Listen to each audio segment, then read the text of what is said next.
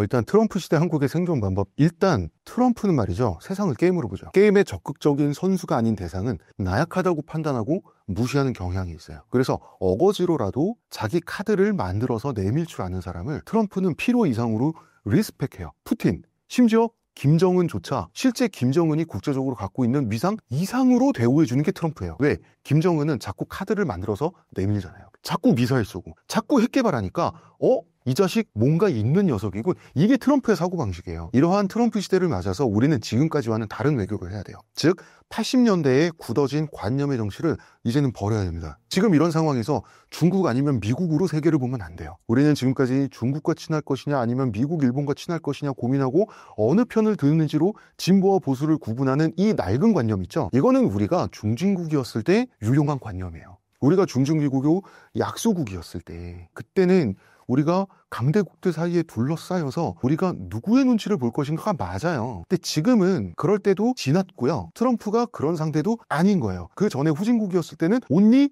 미국일 수밖에 없었죠. 우리가 중진국이 되고 나서는 주변의 제국 중에서 중국이라는 대안도 우리 눈에 대안으로 보이고, 이런 식의 어떤 미국이라고 하는 절대 제국의 대안으로서의 제국, 이런 것들이 말하자면 리영희 선생님께서 과거 이제 저서에서 중국의 가치를 재발견하기를 원한다라고 하는 그런 식의 미국의 대안으로서의 중국, 옛날 얘기란 말이죠. 아직도 80년대의 관념을 기준으로 좌우를 가르고 아군 적군을 가르는 건 21세기에 맞지도 않고 트럼프에 대항해서 맞지도 않다는 거죠. 오직 미국 편도 아니고 중국 편도 아니고 러시아 편도 아니고 오직 국익의 편이어야 한다는 점을 우리나라의 정치, 좌우 정치 모두 새기고, 트럼프를 상대로 게임을 치른다는 생각으로 줄 건 주더라도 받을 걸 받아서 차익을 남는다라고 하는 생각으로 우리는 외교에 접근하지 않으면 안 될 시대가 드디어 도래했다라고 생각을 해요. 트럼프 상대 외교는 관계자들에게 정말 많은 스트레스를 강요할 거예요. 정말 많은 집중력과 인내력을 강요할 거고, 정말 그 집중력과 인내력을 발휘할 수밖에 없을 것 같습니다. 그럼 우리 국민들도 스트레스 많이 받을 거예요. 지금 세계가 이 모양인데 우리는 오랫동안 제국 옆에 왕국으로서 존속을 하는 데 성공해 왔기 때문에 제국의 틈바구니에 있는